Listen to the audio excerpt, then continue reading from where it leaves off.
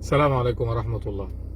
ما ضحيتش في المغرب، ما قضيتش عيد الأضحى في المغرب، أنت ما زرتش المغرب. يعني لو حد بيقول أنا رحت المغرب أكتر من مرة وزرت المغرب كتير، لكن ما زرتش المغرب في فترة عيد الأضحى، أنت ما تعرفش كتير حاجات عن المغرب. المغرب مختلفة تماما في كل الاحتفالات بتاعت عيد الأضحى عن كل البلاد العربية. احنا عندنا في مصر ماشيين بالمذهب الشافعي والحنبلي، تلاقي المذاهب الأربعة مختلفة في أفضل أضحية. فالشافعية والحنابلة والظاهرية وبعضهم بعض قليل من علماء المالكية شايفين ان الأفضل أضحية هي البدنة، الإبل، يليها البقر، يليها الشاة. الحنفية موضوع مختلف، بيمشوا بالوزن، الأضحية اللي تعطي لحم أكتر هي دي الأفضل. أما المذهب المالكي واللي اجتمع الفقهاء على أنه هو الأفضل والأصح في هذه النقطة، وهو الفكر المعتمد عند كل المالكية، وهو أنه أفضل أضحية هي الشاة، الكبش، فعل الرسول عليه الصلاة والسلام، وهو الفعل الذي فعله سيدنا إبراهيم في بداية تشريع الأضحية أصلا، اللي هو الفداء اللي كان لسيدنا إسماعيل عليه السلام. فكان إيه؟ سيدنا إبراهيم ضحى بإيه؟ يوم ذبح إسماعيل كان بإيه؟ كان بالكبش أملح أقرن، وهو فعل الرسول عليه الصلاة والسلام. ففي الحديث اللي هو عن أنس بن مالك اللي هو في صحيح في صحيح البخاري ومسلم، إنه الرسول صلى الله عليه وسلم ضحى الرسول بكبشين أملحين أقرنين، ذبحهما بنفسه، سمى الله وكبر، ووضع رجله على صفاحهما هنا كده على الرأس وعلى العنق عشان يكون الذبح رحيم. وفي حديث أبو سعيد الخدري في صحيح أبو داود، وعن عائشة في حديث عائشة في صحيح مسلم، إن الرسول كان بيضحي بكبش أقرن فحيل. إيه بقى؟ ينظر في سواد، يأكل في سواد، يمشي في سواد. هذه الصفات سبحان الله، وأنا ولا مرة قابلتهم وأنا بضحي في مصر، ولا مرة شفت ده. معرفش هل هو موجود في أماكن معينة في مصر، في الصعيد مثلا، بس أنا ما شفتوش صراحة. لكن هنا وأنا بشتري الحولي اللي هو الأضحية عندنا في الشرق، ما كل اللي عند الراجل اللي بيبيع كلهم اللي هو السردي، بيتقال هنا السردي، يأكل في سواد وينظر في سواد ويمشي في سواد، وفي رواية ويبرك في سواد، تلاقي تحت بطنه اسود، ينظر في سواد تلاقي حوالين عينيه اسود، حوالين فمه اسود، حوالين رجليه اسود، اللي هو يمشي في سواد. والاملح اللي هو ابيض يشبه سواد، ولكن يغلب الابيض فيه الاسود. تمام، هو ابيض ولكن به بعض السواد. واقرن طبعا عنده كرونك، والكبش اللي هو ذكر الضأن يعني. فهذه الصفات وهذه الأضحية وهذه الطبيعة في الأضحية موجودة في المملكة المغربية. ما تلاقيش هنا في حد عايز يضحي ببقر أو بإبل، ما كيناش الفكرة. عندنا في مصر لا، الوضع مختلف. عندنا في الشرق شايفين إنه الإبل، وهذا مذهب الشافعي والحنابلة وهكذا. فهنا في تمسك بسنة سيدنا إبراهيم أبو الأنبياء وسنة خاتم الأنبياء سيدنا محمد، لأن الرسول لم يضحي إلا بكبش. متاح إنك تضحي ببقرة وهكذا، ولكن الكبش هو هنا موضوع مختلف. ولذلك تلاقي الجميع مجمع على نوع واحد أضحية في الدولة، وطريقة معينة وبصفات معينة.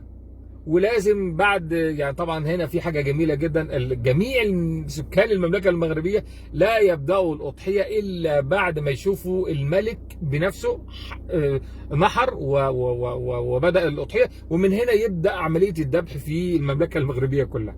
وبعد ساعتين ثلاثة يبدأ بقى على الظاهرة كده السؤال المعتاد: كي خرجت دورتك؟ والرد بيكون على حسب قرب الشخص منك او بعد.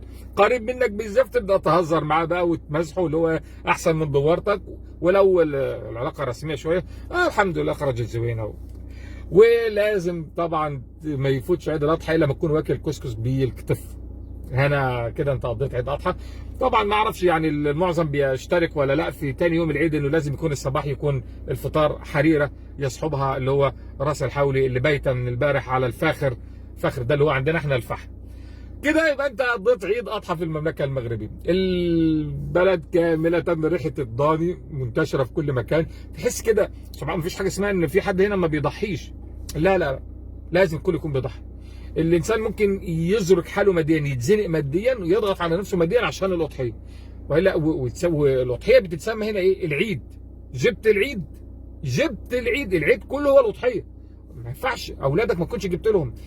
ففرضا انت عندك ازمه ماليه، سبحان الله، تلاقي بقى هنا التكافل الاجتماعي، اللي غني في العائله، الناس المقتدره تبدا تتعاطف وتتفاعل وتتعاون مع الناس اللي هي عارفين ان هم مش هيقدروا السنه دي يشتروا حول. وبيحصل لمسه طيبه ولطيفه جدا، وهي انه هنوصل لك الحول بس بشكل ما يكونش ان احنا جبناه لك، ان انت هتكون انت قدام عيلتك، قدام زوجتك، قدام اطفالك، انه انت اللي جبت الحولي، انت اللي جبت لهم العيد.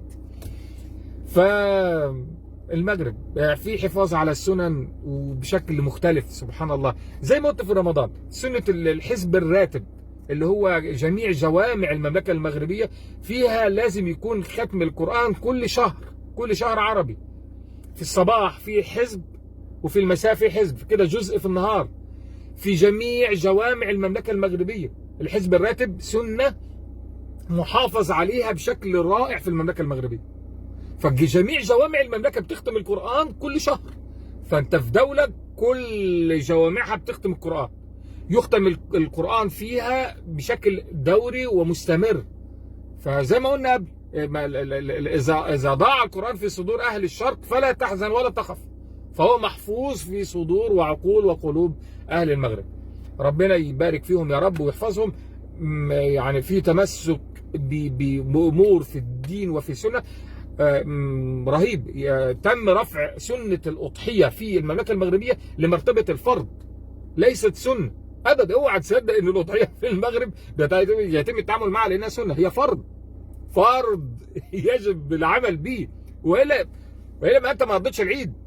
يبقى يعني لا قدر الله، لا قدر الله، لو في واحد مش شاري اللي حولي بيحصل انه ممكن يحصل قطيعه، ممكن يحصل طلاق لا قدر الله، الاسره تنهار لانه ما جابش العيد. ربنا يديم الخير والمعروف على كل المسلمين، وان شاء الله السنه اللي جايه ربنا يتقبل من حجاج بيت الله الحرام الحج، ويتقبل كل الدعاوى اللي قيلت على جبل عرفات، وربنا يتقبل الاضاحي مننا كاملين، اللي ضحوا اليوم في الشرق واللي هيضحوا غدا وبعده في بلاد المغرب العربي الجميل. ربنا يألف بين قلوب المسلمين. ان شاء الله السنه اللي جايه نكون كلنا على فاط، ان شاء الله السنه اللي جايه ما يكونش ابدا في خلاف ما بين اي دوله عربيه ودوله اخرى او دوله اسلاميه وجارتها. ان شاء الله يكون ربنا يعني اصلح ذات بيننا وقرب ما بين قلوبنا. واضحى مبارك.